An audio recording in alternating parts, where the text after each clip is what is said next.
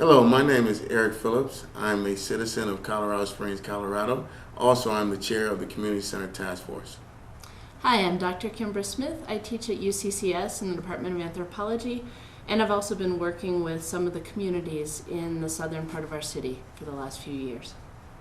We are here today to speak to you on the situation with Colorado Springs, Colorado's community centers. Like other cities, our community centers have been under fire from the city council as far as budget cuts.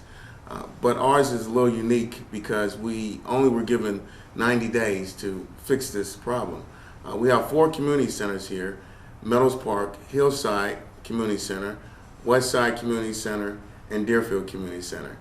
As March 31st comes up, the city is going to close those centers. Our task force that started in the end of January has gotten together, task force of about 30 citizens, and we've raised money. We went out and talked to the business community, and we have the city council listening now. They're starting to change the direction, we believe. So we're looking for, we have some hope. So we like to say, I like to say, but the work is still not done. We still have work to do. One of the things that most concerns me about the fact that we're closing the community centers and some of the other resources in our town, such as bus routes, etc., is that I feel that since I've come here to Colorado Springs about 4 years ago, one of the things that I noticed is that when we feel a crunch, we tend to cut resources in the same neighborhoods over and over again. Our city is, in many ways, as Eric pointed out the other day in a task force meeting, it seems almost like a divided city. And one of the things that we're going to need to pull through this budget crisis and to pull through the future is to come together and work together for all of our citizens. One of the issues that I work on as an anthropologist is the question of environmental racism and environmental justice. And environmental racism doesn't just mean looking at public waste cesspools or toxic waste in a community. It means everything around us. What do we have access to? Does everyone have equal access? And if the same communities are targeted over and over again for cuts, if their schools are being closed, if they don't have libraries, they don't have groceries, they don't have bus routes, and now they don't have access to some other basic resources, meals for seniors, community meeting rooms, daycare that's affordable for parents. How are you guys doing? Good. So what does this center mean for you guys? Math. Math. It means a place we can go after school. I don't know. I just started here. You just started here? Yeah, today. And so we got the camera. So if today's your first day, how much do you like it here for it being your first day? Would you like to come here more often? Yeah. What did you do before when you used to go home? Or what did you used to do before after school?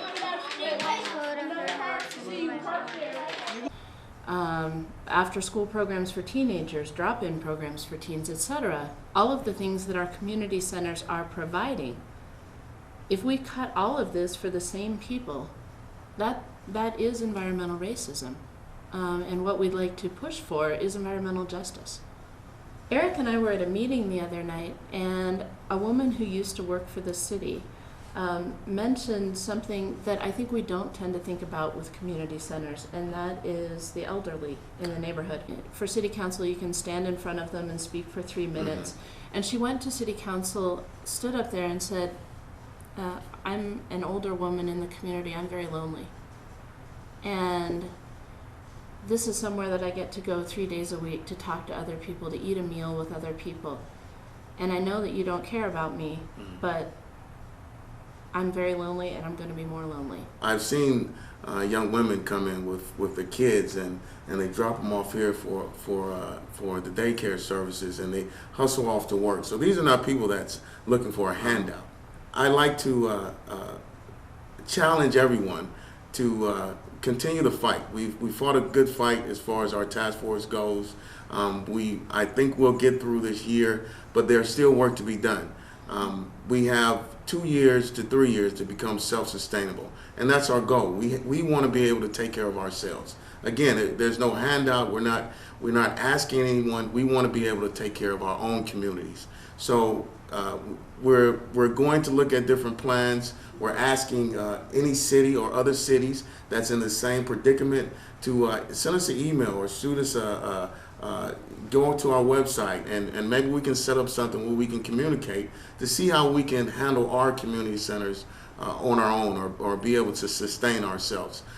And one of the things that we'd like to reiterate is that the task force, the community, has come together very strongly, very powerfully over the past month, and it looks like we might be making some progress in getting funding, but the work isn't done.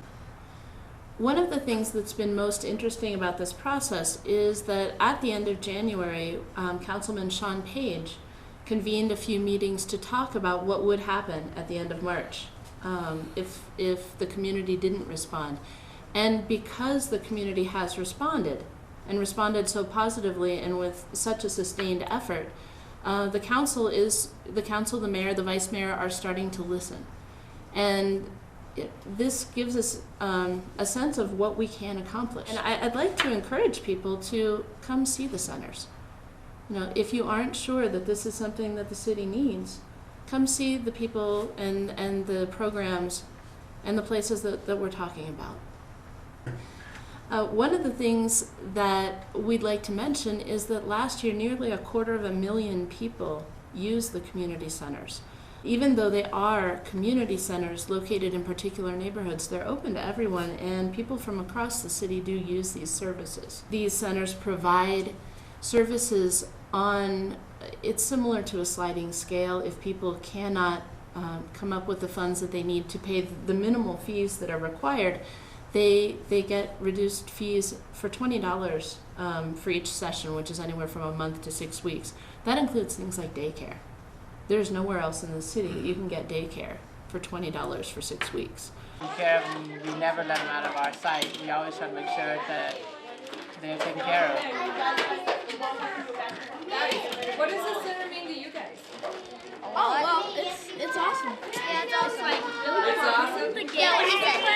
Oh, yeah, and the field trips we go on, like the aquarium that we went to, like, Yeah, we never to the aquarium. we have these, like, Friday night flights, where we go on field trips to, like, Skate City.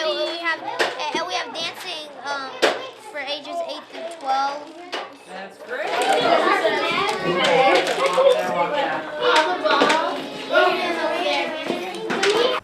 One of the things our Constitution promises us is that we will provide for the common defense, and we will promote the general welfare of our citizens.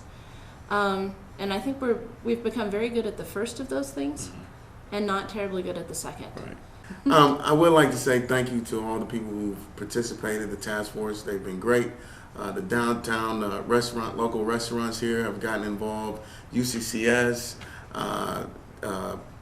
some of the city council members. We just like to say thank you. Again, would like to thank all of these people, because even though it is important for us to come together and join our voices, this small group has made an enormous stride towards saving these community centers. And so you can make a difference. Anything can help us, and you can make a big difference.